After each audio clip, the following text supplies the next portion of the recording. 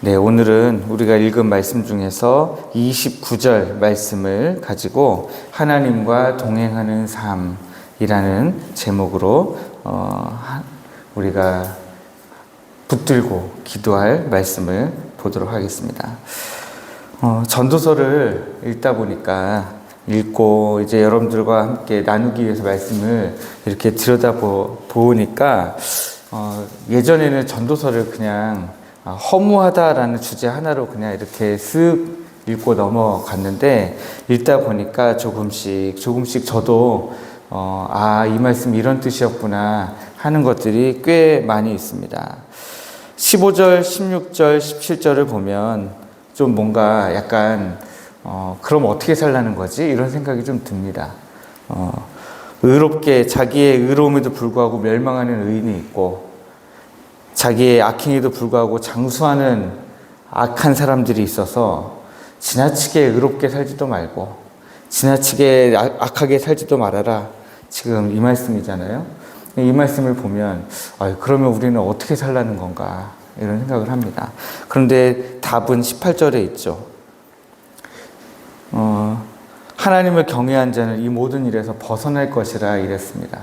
그러니까 앞에 15절에서 자기의 의로움에도 불구하고 멸망하는 의인이 있다 했는데 여기에 나오는 이 의로움은 하나님으로부터 말미암아 의롭다 하심을 입은 것이 아니라 자기 스스로 의롭게 살려고 노력한 사람을 이야기하는 거죠.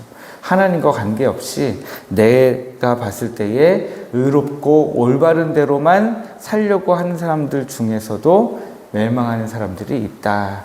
그렇게 이야기하고 있는 겁니다. 정답은 뭡니까? 의롭게도 악하게도 살지 말고 오직 하나님을 경외함으로 우리 하나님이 하나님으로부터 의롭다 하심을 입는 그런 삶을 살라 하는 것이죠. 이런 말씀들을 지나서 29절에 이제 도착하면 이제 솔로몬 왕이 사람이 살아가는 삶에 대해서 여러 가지 고민들을 한 끝에 무언가 하나를 깨달았다 그렇게 이야기합니다. 그게 뭐냐면 하나님은 사람을 정직하게 지으셨는데 사람들은 많은 꾀들을 내었다 하는 것입니다. 바로 우리의 본래 모습과 또 죄에 대한 이야기들을 하고 있는 것을 볼 수 있습니다. 하나님은 원래 우리를 어떻게 지으셨습니까? 정직하게 지으셨다 그렇게 되어 있습니다. 여기 정직하게라는 말로 쓰인 히브리어 야샤르라고 하는 말인데요. 야샤르라고 하는 이 말은 곧고 바르고 흠없고 완전한 상태를 의미하는 그런 단어입니다. 하나님 우리를 죄 없는 존재로 만드셨고요. 순수한 존재로 만드셨고 하나님과의 관계 속에서 비로소 온전함을 누릴 수 있는 그런 존재로 만드셨습니다. 그래서 원래 에덴 동산에 있을 때는 하나님과의 관계가 바로 있을 때는 온전한 존재로 에덴 동산에서 살았습니다. 그래서 하나님이 본래 지으신 것은 모두 다 하나님과의 관계라고 하는 것을 기초로 해서 완전해질 수 있도록 그게 마지막 퍼즐이죠. 그것을 기초로 해서 온전할 수 있도록 하나님이 그렇게 지으셨습니다. 하나님 그래서 애초에 우리를 지으실 때 누구의 형상을 따라 지으셨습니까?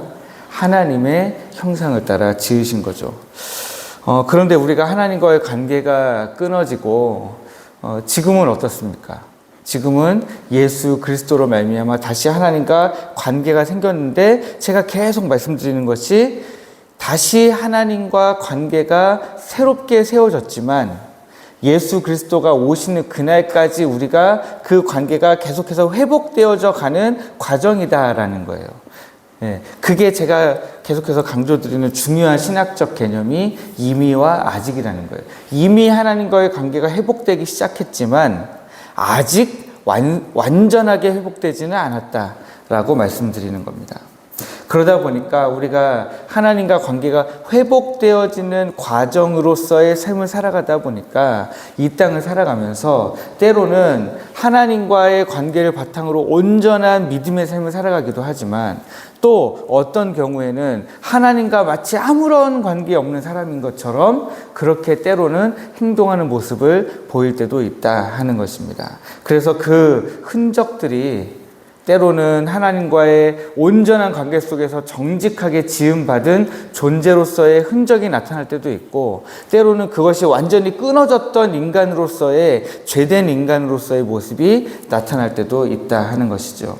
그래서 그 모습이 어떻게 나타나느냐? 사람이 많은 꾀들을 내기 시작합니다. 여기 꾀들이라고 하는 말로 번역된 히브리어는 단순히 생각이나 계획을 이야기하는 것이 아니라 악한 의도나 혹은 교활한 의도, 아니면 하나님을 떠나서 스스로를 높이려고 하는 자기의 생각과 계획, 이런 것들을 나타내는 단어입니다. 인간은 하나님의 뜻을 거스르고 수없이 자기의 지혜와 욕심을 따라서 악한 꾀들을 만들어냈습니다. 이 꾀들이 바로 죄의 근본인 것이죠. 선악과를 따먹었을 때에 그 따먹은 것도 하나의 꾀죠. 하나님과 같아지리라. 뱀이 하와에게 주면서, 야, 이거 선악과 먹으면 하나님과 같이 되는 거야. 하나님이 그거가 싫으시고 두려워서 못 먹게 하신 거야. 이렇게 꾀었을 때에 하와의 마음을 움직였던 단어는 뭡니까? 너가 이것을 먹으면 하나님과 같이 되리라 하는 것이었습니다. 바벨탑을 쌓은 건 어떻습니까? 바벨탑을 높이 쌓으면서 우리가 흩어짐을 면하고 하늘까지 닿고 우리의 이름을 내자라고 하는 거죠. 하나님께까지 닿을 수 있다라고 생각한 교만, 꾀가 있었습니다. 오늘날에도 우리 삶을 돌아보면 얼마나 많은 꾀들을 우리가 내면서 살아갑니까? 우리 스스로 하나님과 같아지려고 하는 마음을 우리가 지금 갖고 있지는 않는다 할지라도 하나님 없이도 내가 스스로 살 수 있게끔 만들기 위한 꾀들을 얼마나 많이 내고요. 하나님을 의지하지 않고도 살아가려고 얼마나 많이 노력합니까?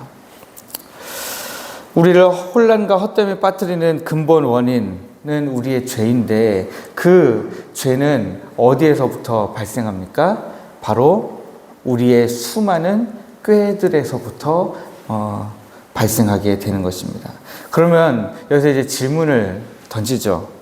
여기서 이런 것들도 다 헛된 것이다 하고 끝낼 것이 아니라, 그러면 우리는 어떻게 하면 우리의 꾀를 내지 않고 하나님이 기뻐하시는, 하나님을 경외하는 삶을 살아갈 수 있느냐라고 하는 것입니다. 그 답으로 저는 여러 가지 말씀을 생각하다가 미가서 6장 8절 말씀을 생각해 봤습니다. 사람아, 주께서 선한 것이 무엇임을 내게 보이셨나니 여호와께서 내게 구하시는 것은 오직 정의를 행하며 인자를 사랑하며 겸손하게 내 하나님과 함께 행하는 것이 아니냐라는 것입니다.